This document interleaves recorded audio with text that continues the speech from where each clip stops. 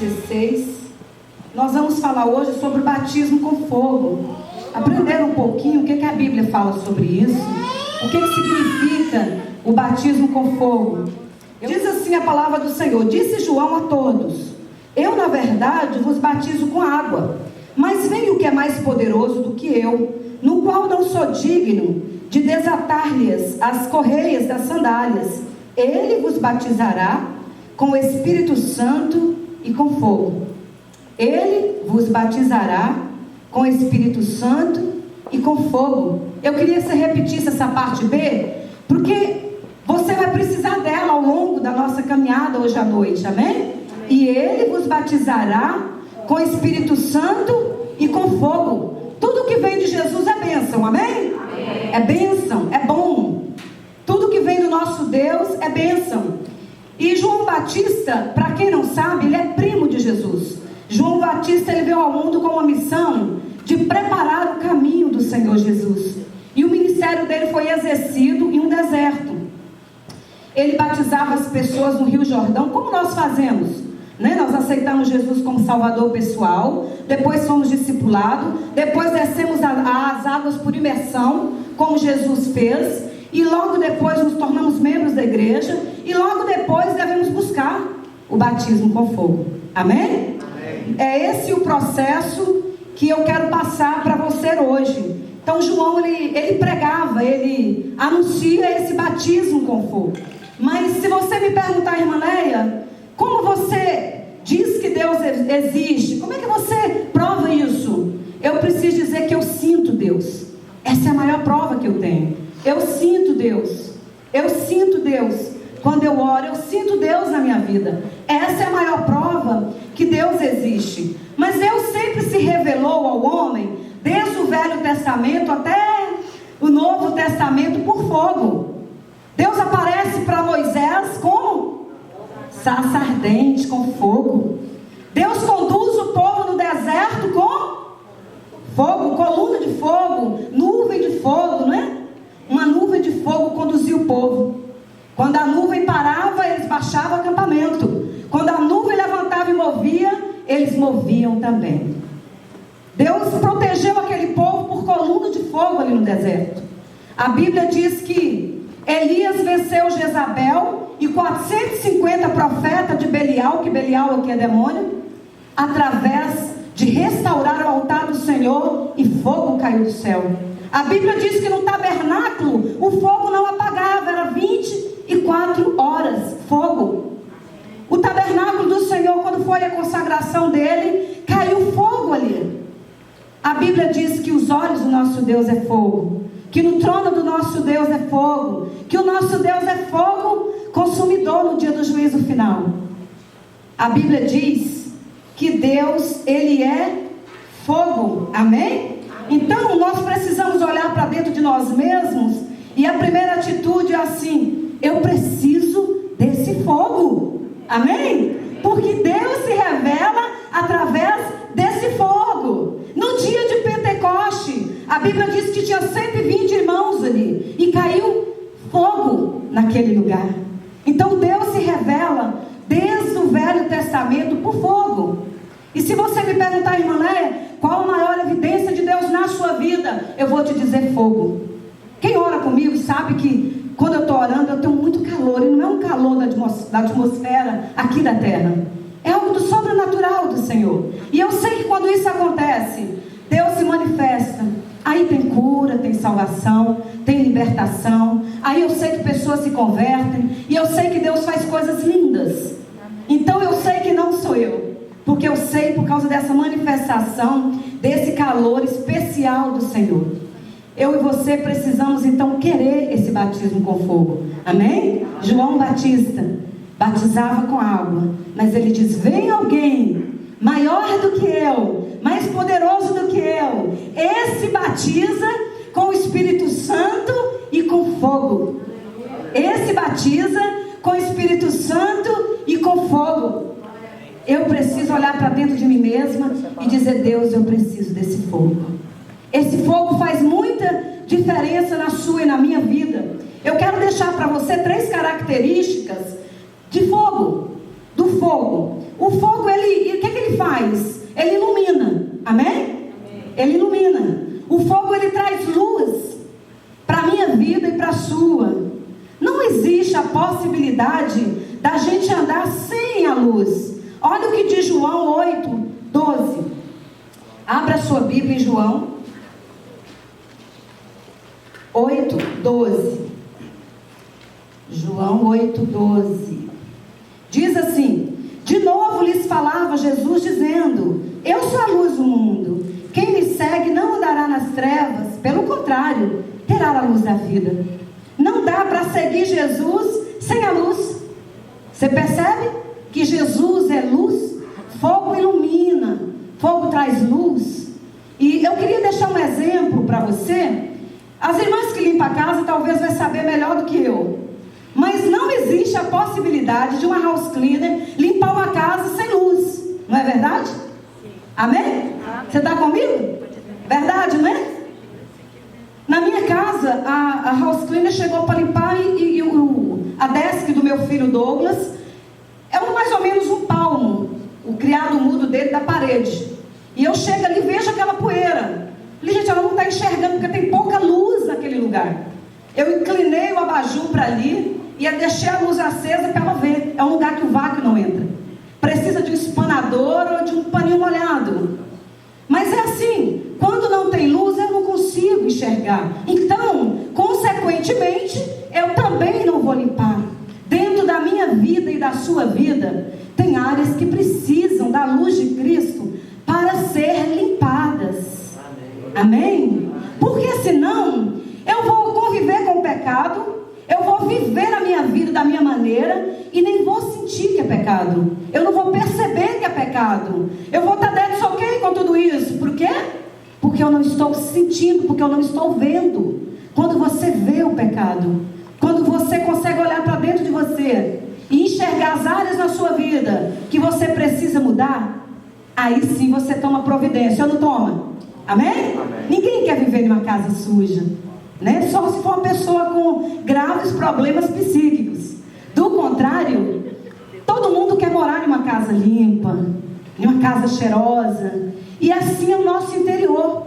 Nós somos como uma casa e cada área da nossa vida representa um quarto que precisa ser limpado, precisa ser iluminado por Cristo. Jesus então ele fala: eu sou a luz do mundo, ou seja, a minha luz e a sua luz.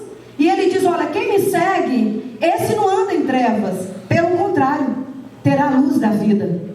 Então seguir Jesus, ter esse fogo de Deus, o fogo ele ilumina, ele traz à tona tudo que eu e você não conseguimos enxergar. Amém? Então é preciso que eu e você buscamos diante de Deus: Senhor, traz luz para a minha vida. A Bíblia diz que tudo que está em trevas, um dia vai vir a luz. O que precisa de luz na minha vida? Eu não posso querer mudar, eu não posso querer me transformar, eu não posso querer seguir Jesus quando eu não consigo enxergar o que é certo e o que não é certo, o que é justo e o que não é justo, o que é honra e o que é desonra. Se eu não consigo enxergar isso, tão pouco eu vou mudar. Então o princípio do Evangelho é eu ter a luz de Cristo. Amém? É eu olhar para dentro de mim mesmo e achar luz. Outra característica muito forte do fogo é a purificação, né? Quem mexe com urivas sabe que o ouro ele tem que ser derretido para as impurezas virem para fora. Então quando as impurezas vêm para fora, eles tiram elas para o ouro ficar puro. Amém? A mesma coisa é a nossa vida. Eu preciso passar pelo fogo de Deus para as impurezas virem para fora e eu conseguir tirar essas impurezas. Porque senão, irmão, sabe o que vai acontecer comigo e com você? Nós vamos conviver com o pecado e não vamos nem achar que é pecado. Nós vamos conviver com o mundo e não vamos achar que o mundo está nos fazendo mal. 1 João 1, 6, 7 diz assim: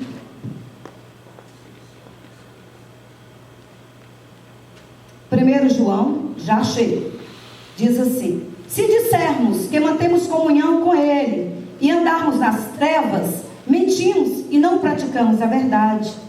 Se, porém, andarmos na luz, como Ele está na luz, mantemos comunhão uns com os outros.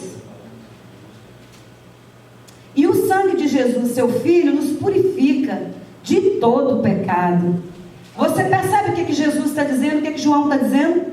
É impossível eu disser que eu tenho comunhão com Deus, quando eu não tenho comunhão com o meu irmão.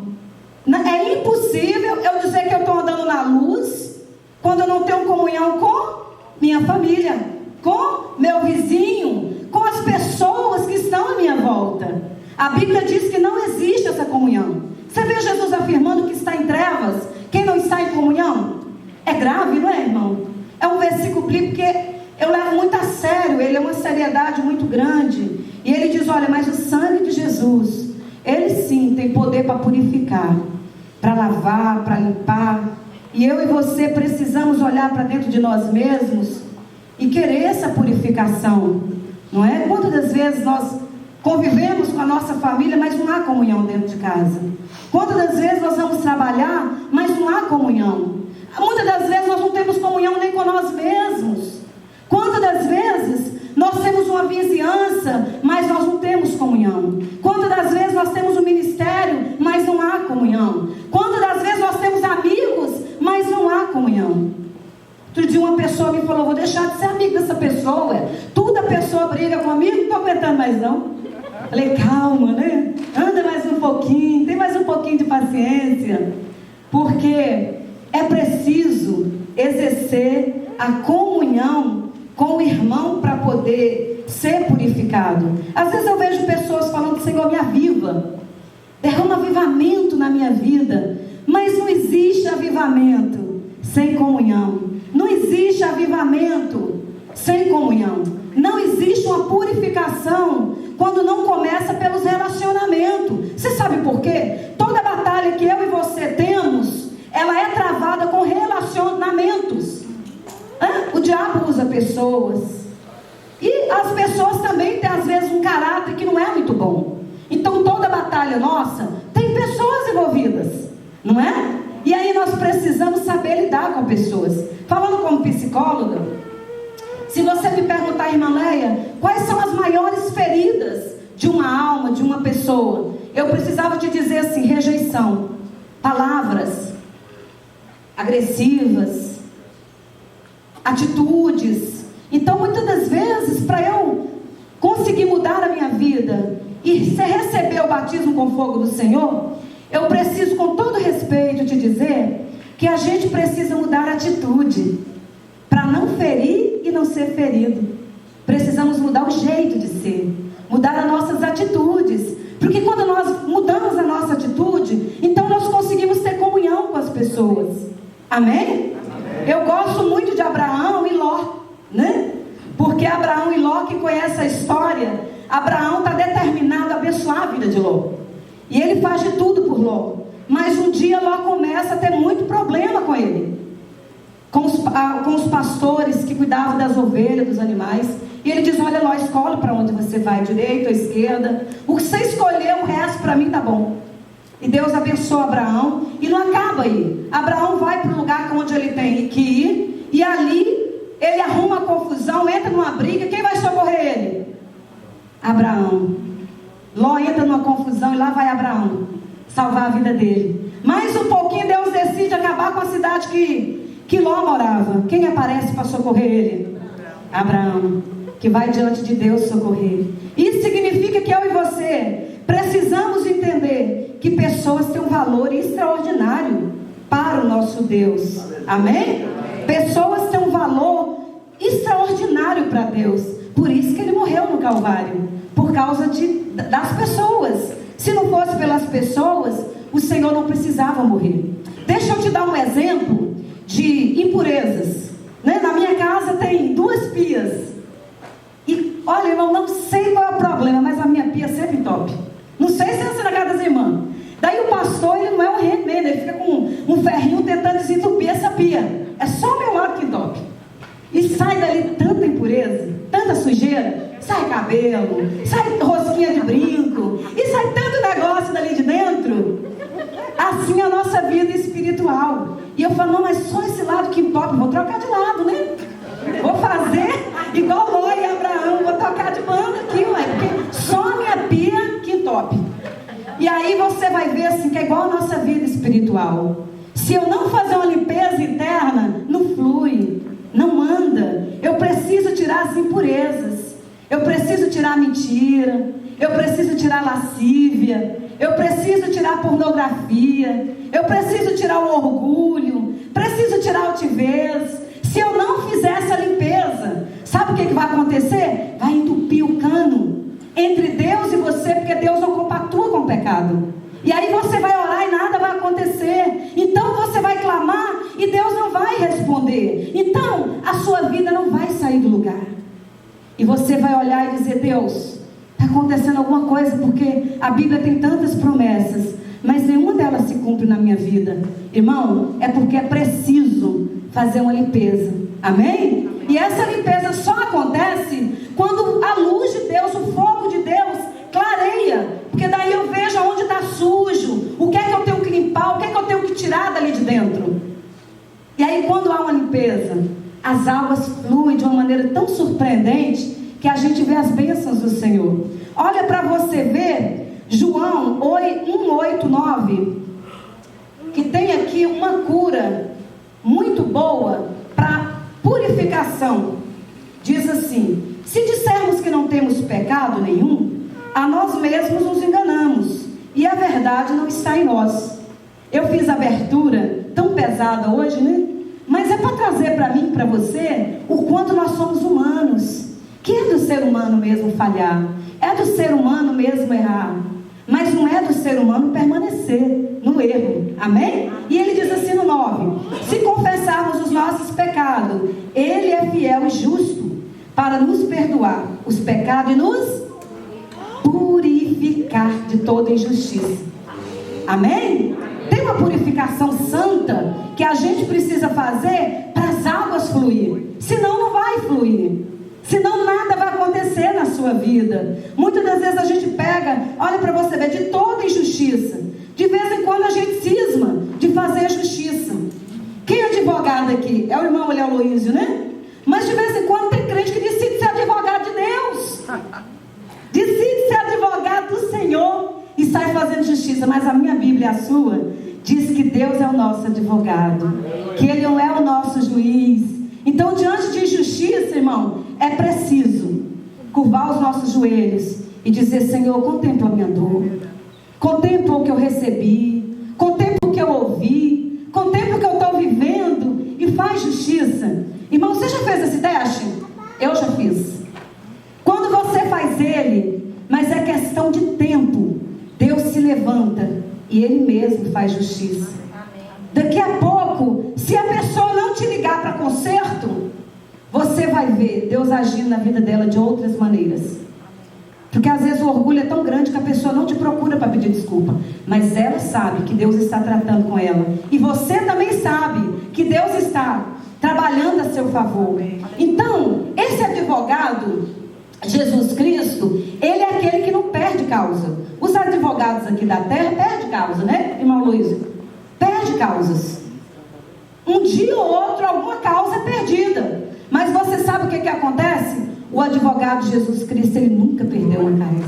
Amém? Ele jamais perderá uma causa. Se você contratar o serviço dele, o serviço dos céus, 100% certo que a vitória é garantida.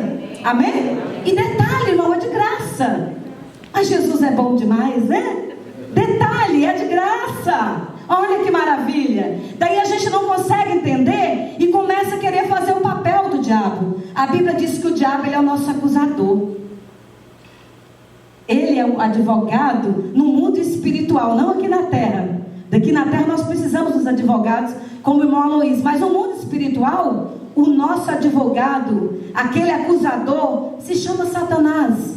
Ele é que condena, ele é que aponta o dedo, ele é que te julga, não é? Ele é que quer te condenar. Mas a Bíblia diz: filhinhos, não pequeis. Porém, se você pecar, lembra que tem Jesus Cristo, amém? Para te defender. Então, as impurezas das nossas vidas, irmão, é preciso ser tirada. Eu estava falando que tinha Naamã na minha pregação de hoje, mas Naamã é um personagem bíblico que eu estava orando, e Naamã, ele tem uma característica muito maravilhosa, porque Naamã era um homem tão poderoso. Naamã tinha tantas estratégias para batalhas, Naamã tinha tantos títulos, Naamã tinha tantas vitórias, Naamã tinha um lugar preparado, separado para ele na mesa do rei. Naamã era o cara, ele era a pessoa que todo mundo olhava e dizia: Naamã, você é o cara que todo mundo respeita. Naamã era rico, inteligente, mas Naamã, ele tinha um problema. Quando ele chegava no quarto dele e Naamã tirava as roupas, Naamã tinha lepra. O problema de Naamã era com ele mesmo. Nessa época a lepra não tinha cura, e a Bíblia descreve lepra como pecado. Naamã tinha algo na vida dele, que quando ele entrava no mundo interior dele, quando ele parava e colocava a cabecinha no travesseiro, Naamã sabia: eu tenho um problema. Esse problema tira a minha alegria, tira a minha paz, me impede de ser feliz. Naamã tinha um problema. E uma certa adolescente diz assim, que trabalhava na casa de Naamã: olha, na minha terra em Israel tem um profeta, por que você não vai até lá? E pede para o profeta orar por você. E Naamã, ele vai então, com as suas vestes, a sua capa, o seu poder, o seu título. Naamã chega ali, com as suas armas. Mas o profeta diz: eu não vou receber Naamã, porque estava com a ordem de Deus. A gente lê, parece que o profeta é desaforado, né? O profeta desaforado, mal educado. Se até o rei recebe Naamã, por que ele não recebe? Mas é porque Deus vê de dentro para fora. Nós vemos de fora para dentro. E o profeta diz: olha, vai, servo, e diz para Naamã, para ele se mergulhar 7 vezes no rio. E Naamã ainda manda um monte de presente, ouro e tudo. E olha, o profeta diz: não quero.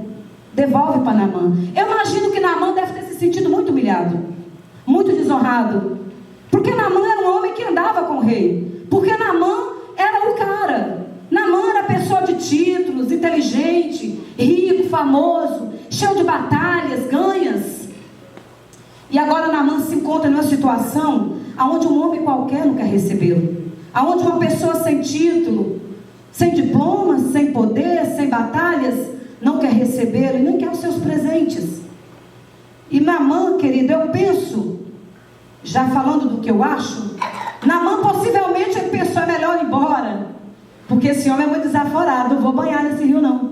Naamã diz assim: porventura as águas da minha terra não são mais limpas, mais puras do que essa? Você percebe o que Deus fez com Naamã? Eu falo lá em casa que Naamã mergulhou 7 vezes pela ordem do profeta, que cada vez que Naamã mergulhou, Deus estava curando uma área da vida de Naamã. Toda vez que Naamã mergulhava, Deus estava sarando uma área da vida de Naamã. E talvez você tenha 7 áreas, talvez você tenha 15, talvez você tenha 10 áreas que Deus quer tratar com você.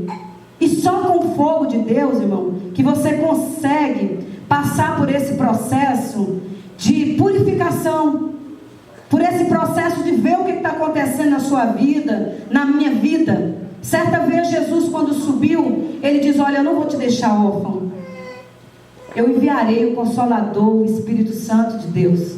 Hoje o Espírito Santo de Deus, quando nós aceitamos Jesus, ele habita em mim e você. Ele é Deus na minha e na sua vida, e é Ele quem opera, é Ele quem traz esse fogo, é Ele que faz algo extraordinário nas nossas vidas. Amém? Amém. Resultado da história de Naamã: Naamã ficou curado da sua lepra, mas Naamã precisou tirar a capa que representava poder. Naamã precisou tirar as armas e ficar desarmado. Às vezes a gente anda tão armado, né?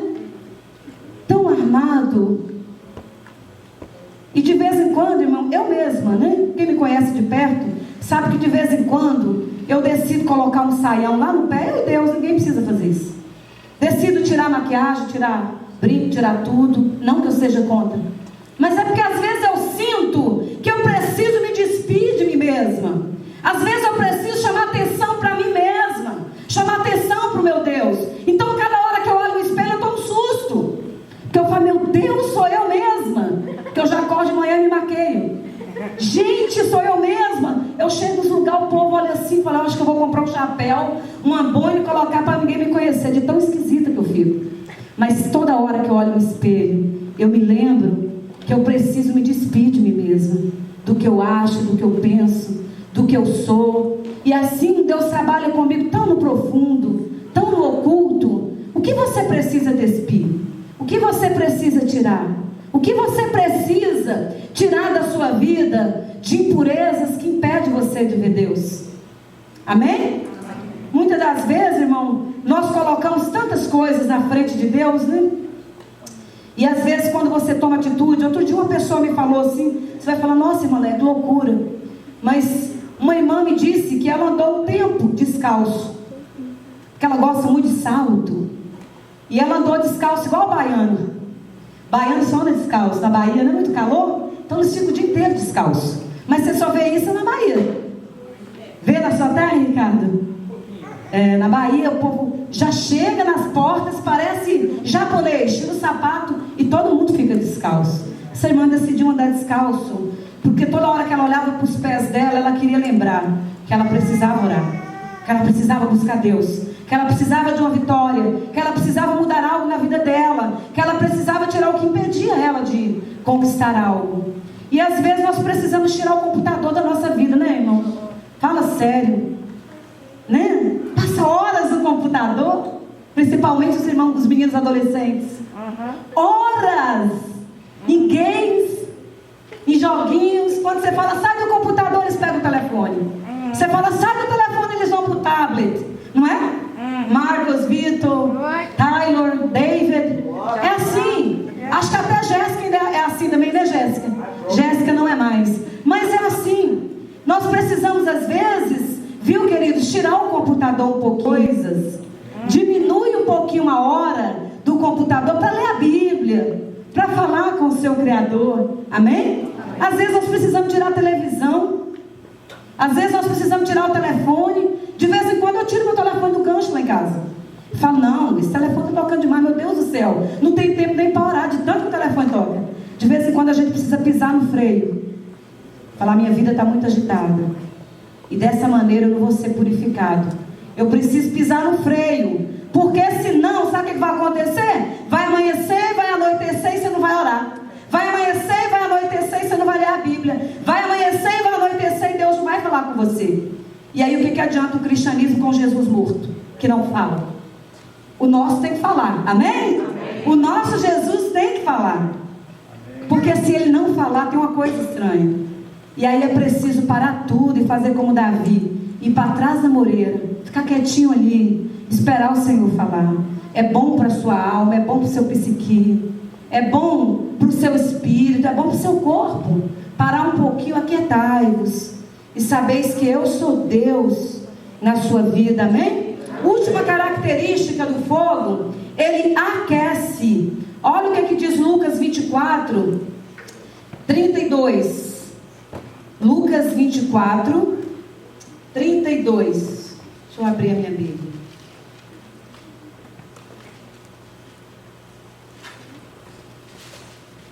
Lucas 24, 32 diz assim: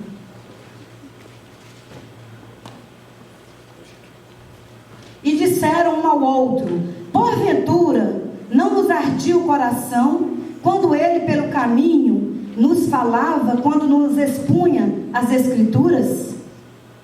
Deixa eu te dizer o que está acontecendo. Jesus morreu e teve aquele processo da crucificação de Cristo, aquela coisa dolorosa, né, irmão? E esses homens, eles estavam, esses discípulos, andando no caminho para Manaus.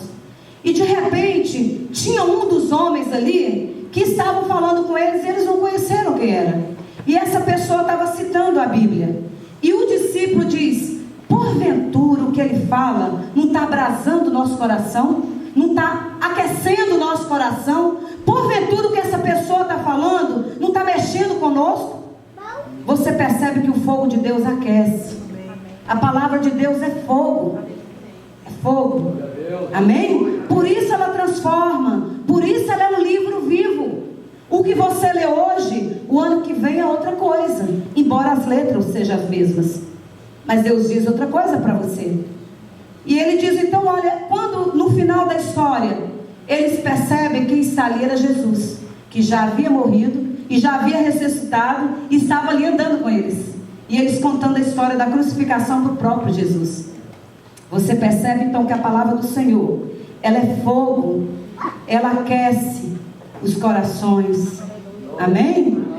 E então, querido, a palavra é luz, a palavra purifica, a palavra aquece os corações. Mas a gente conhece tanto crente, pedrinha de gelo, né, irmão?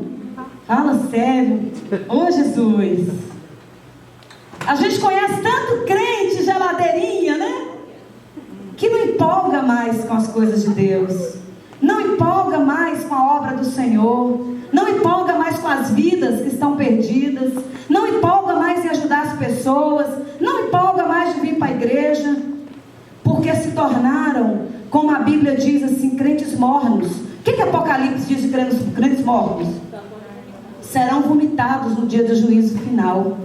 Então não adianta vir à igreja, eu preciso desse fogo que aquece, que esquenta o meu coração, porque senão eu me torno um crente morno, eu me torno aquele crente sem esperança. Tanto faz como tanto fez vir à igreja hoje, tanto faz como tanto fez se alguém aceitar Jesus através de mim, tanto faz como tanto fez se alguém ser liberto, tanto faz como tanto fez se alguém precisa da minha ajuda e eu não ajudo, tanto faz como tanto fez se eu feri alguém, se eu machuquei alguém, porque o coração virou pedrinha de gelo.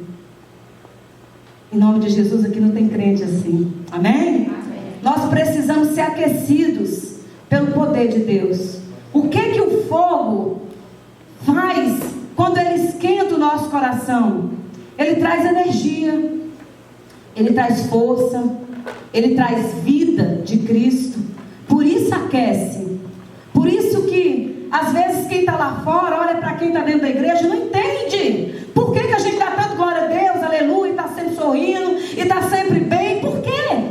Porque a palavra aquece os nossos corações, trazendo força, energia, trazendo vida de Cristo para nós. Amém? É assim, irmão. Eu gosto de citar um exemplo, sempre que eu vou falar desse fogo que aquece, que é o exemplo de uma lareira lá em casa, né?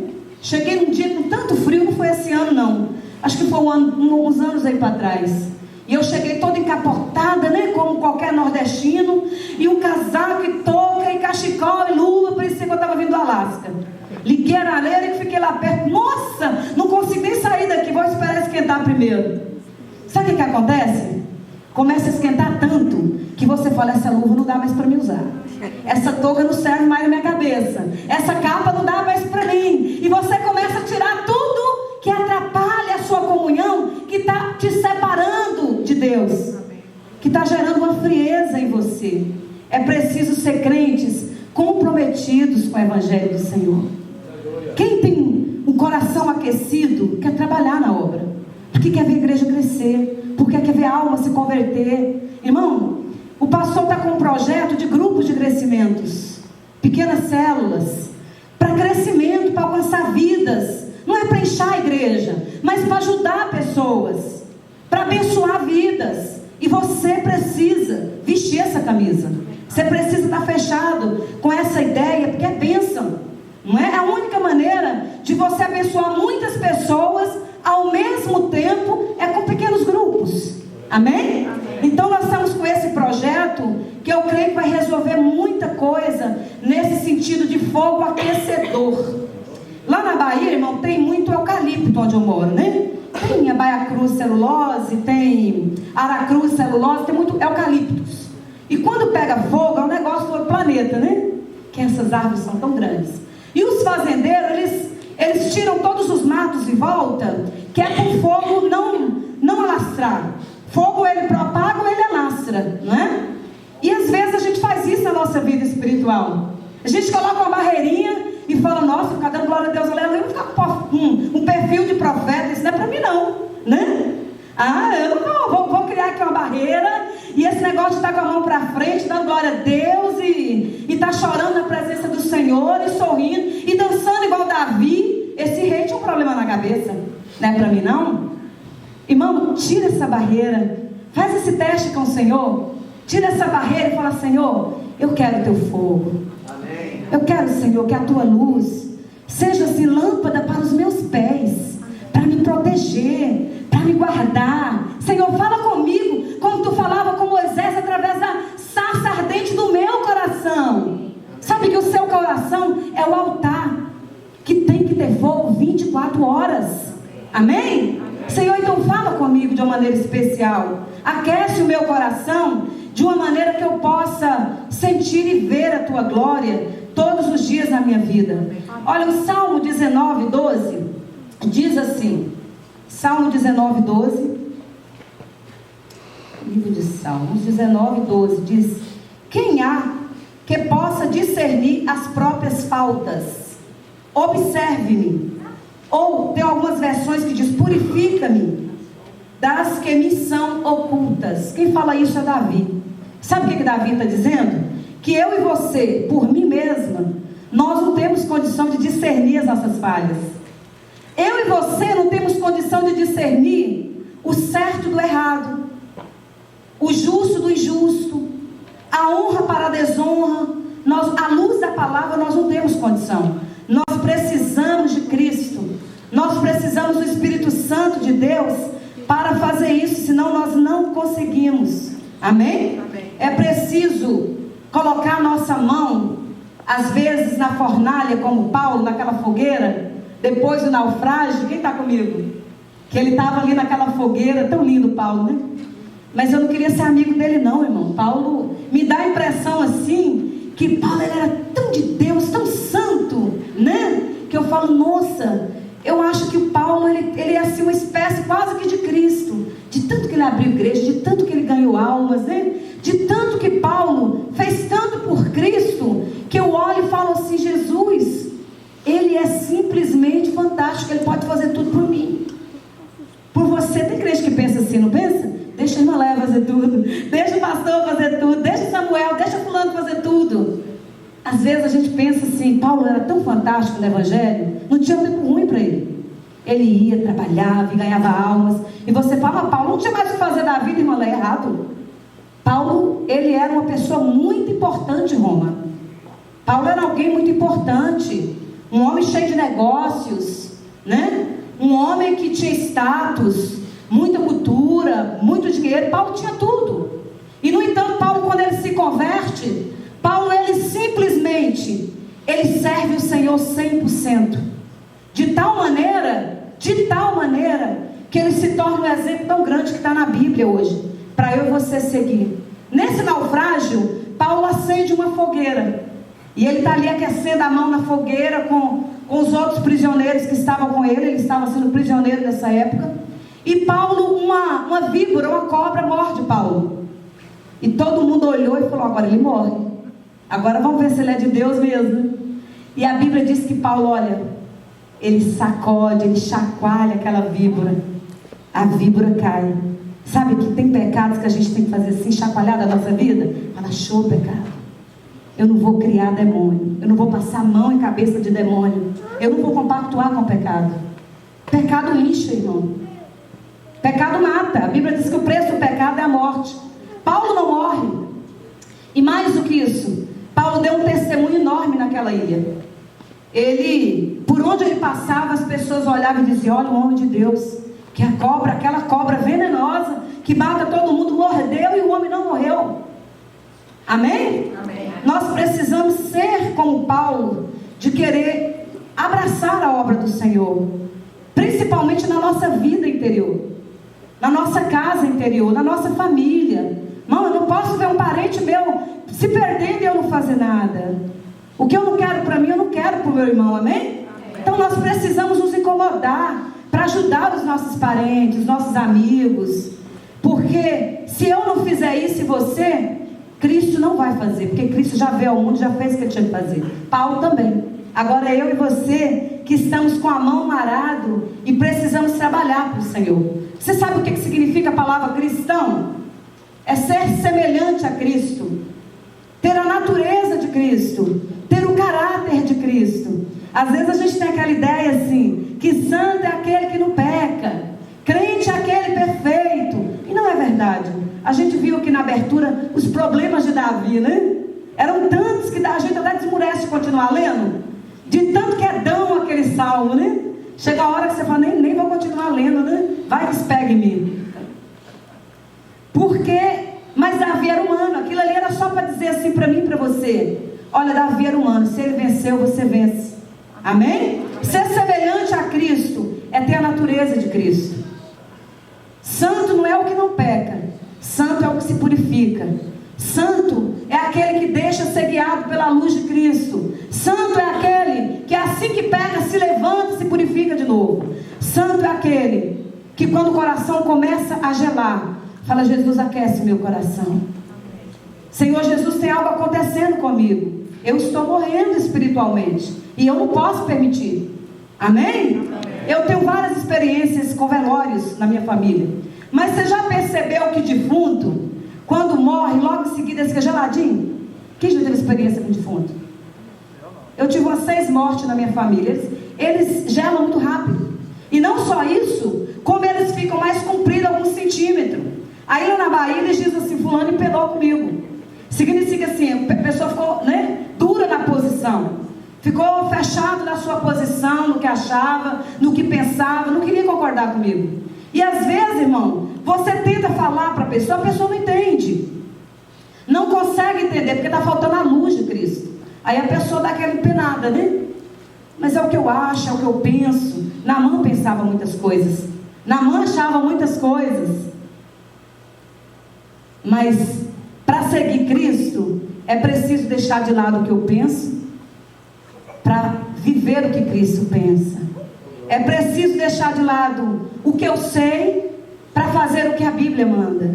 É preciso abrir mão do que eu sinto, para sentir o coração de Deus. Não deixar que os meus sentimentos atrapalhem a minha vida. Com todo respeito, aqui não é cristão, mas costuma-se dizer por aí assim, que crente é um povo fraco. Irmão, eu discordo. Sabe por quê? A coisa mais difícil do mundo é ser crente.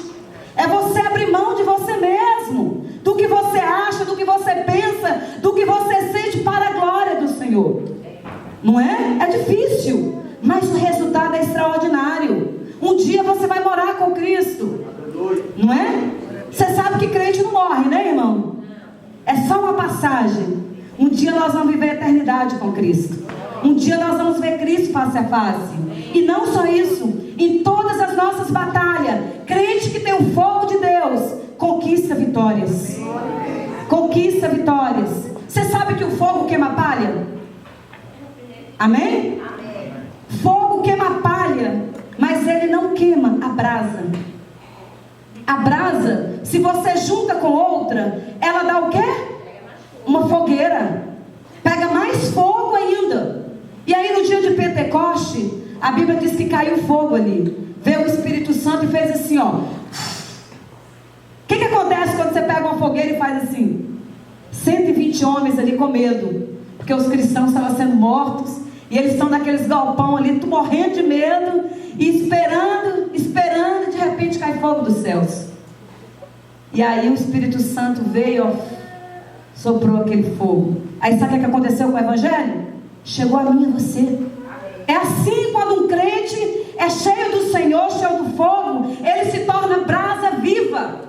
Por onde ele passa, ele leva alguém para Cristo. Por onde ele passa, ele abençoa alguém. Por onde ele passa, ele tira alguém do inferno e leva para a luz. Porque o fogo, ele propaga, ou ele alastra. Que tipo de crente você tem sido? Você tem alastrado, né? Deus tem usado a sua vida como labareda de fogo para curar as pessoas, para ajudar as pessoas, para salvar as pessoas? Ou você tem parado o fogo de Deus e capinado em volta, como os eucaliptos da Bahia? No fogo não pode passar, não quero esse negócio de muito poder não. O cristianismo com frieza tá bom demais, que eu não fico exposto, by the way, ninguém pode saber que eu sou crente. É assim? Não, né? Glória a Jesus. Deixa o fogo de Deus queimar em você. Amém? É melhor ser um crente bracinha de fogo do que ser crente pedrinha de gelo. Tanto faz como tanto fez se eu vir na igreja. Tanto faz como tanto fez se eu orar e eu sentir Deus. Tanto faz como tanto fez se eu me alegrar no louvor. Tanto faz como tanto fez se eu levantar a mão ou abaixar a minha mão. Tanto faz como tanto fez. É melhor nem dar glória a Deus, aleluia. Senão eu vou ficar igual a irmã Léa, profeta. Não quero esse negócio de profeta para minha vida. Irmão, quero ser profeta do Senhor, porque você é a boca de Deus. Deixa Deus usar a sua vida. Deixa Deus falar através de você. Você é bênção. Você é um projeto de Deus e nasceu para dar certo. Projeto de Deus não dá errado. Às vezes a gente olha e fala: Senhor, está tudo dando errado na minha vida. O que eu estou fazendo aqui? Que país é esse, né? Que lugar é esse? Que mundo é esse? Que vida é essa? Mas deixa eu te falar. Vou repetir o que eu falei no início da abertura do culto. O que você está vivendo hoje não determina o final da sua história, porque Deus é um Deus bom. Amém? O que você está vivendo hoje não determina o final da sua história, porque Deus é um Deus bom. Amém? Deixa isso ser penetrado no seu espírito. Amém? Coloca isso na sua alma e começa a declarar todos os dias: Senhor, Tu é um Deus bom e vai me abençoar. Tira o negativismo da sua vida. Tira esse tanto de viver tão assim para baixo. Senhor, Tu é um Deus bom e vai me abençoar. Eu não aceito, Senhor Jesus, não ter vitórias. Eu não aceito, Senhor, viver aqui sem vitórias. Irmão, você não veio para cá para ganhar dólar. Você já acordou para essa realidade? Ah, irmão, o dia que eu descobri isso eu fiquei tão triste. Eu falei: mas Deus, eu gosto tanto de dólar. Mas Deus me disse: eu não te trouxe para cá para dólar. A sua morada não é aqui. Você está aqui de passagem e o seu lugar é no céu. Amém? Querido, o céu é melhor do que aqui. A glória de Deus é melhor do que aqui. Nós, os cristãos, esperamos Jesus voltar. Então, correr atrás de dólar infinitamente, desesperadamente, como se fosse a última coisa na nossa vida. Tem pessoas que colocam o dólar acima dos filhos, do marido, da mulher, das pessoas, da igreja, nem vou citar, né, irmão? Mas você sabe o que acontece? Quando eu começo a colocar o dólar na frente de tudo, Deus olha e faz como Naamã: tira a capa, tira as armas, desce um pouquinho, Naamã. Aí Naamã diz assim: Senhor, mas olha para você ver, os rios lá são mais limpos, são mais puros.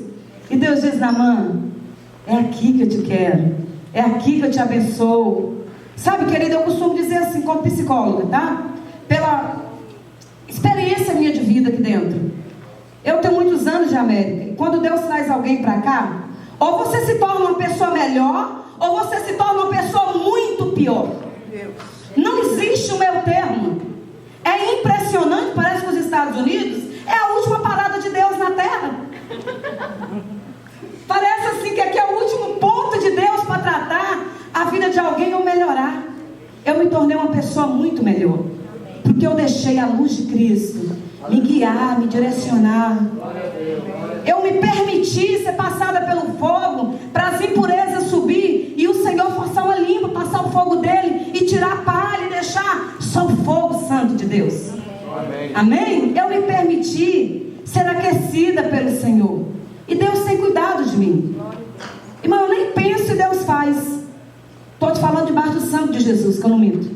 Muitas das vezes eu não chego nem a orar em palavras. Eu oro em espírito e Deus faz. Deus é bom. Deus é bom. Eu costumo dizer lá em casa: Deus é bom, o diabo é que não presta. Você decide quem vai seguir, né? Porque nós precisamos tomar uma decisão de sair dessa parede, aonde tem uma geleira tão grande, que nós aceitamos Jesus, né? Somos discipulados por Cristo, descemos as águas, mas quando nós subimos as águas, nos tornamos membros, mas paramos aqui. Parece que nós não queremos mais. Deixa eu te dizer que Deus tem muito mais para você. Não para aí não. Continua mais um pouquinho. Deixa abençoar. Deus tem a solução para as suas finanças. Amém? Deus é que tem a solução para o seu casamento. Deus tem a solução para a sua vida, para o seu corpo, para a sua saúde. Às vezes a gente tenta buscar soluções em tantas portas, em tantas áreas, e tudo que a gente precisa fazer é deixar a luz de Cristo entrar, é permitir ser purificado, é ser aquecido pelo Senhor. Coisa mais gostosa do mundo é você chegar perto de uma lareira quando você está com muito frio. Verdade ou mentira? A mesma coisa com Cristo. É a lareira dos céus. A Bíblia diz que o trono de Deus é fogo. Amém. Coisa boa é você chegar perto do trono de Deus e ser aquecido pelo calor de Cristo. Irmão, é um poder tão grande que vem dos céus, que você ora e os demônios saem. Você ora e as pessoas é curada. Você fala e o que você fala aquece o coração e transforma. É fantástico, é poderoso, é grande demais para a gente capinar e não deixar que o fogo espalhe. Vamos fazer isso nessa cidade? Amém? Vamos tirar tudo que está em volta e falar: Senhor, eu quero essa cidade para ti. Deus, eu quero compactuar. Eu quero que esse fogo alastre nas pessoas que eu conheço. Eu quero abençoar as vidas. Eu quero alcançar essa cidade para ti. Amém?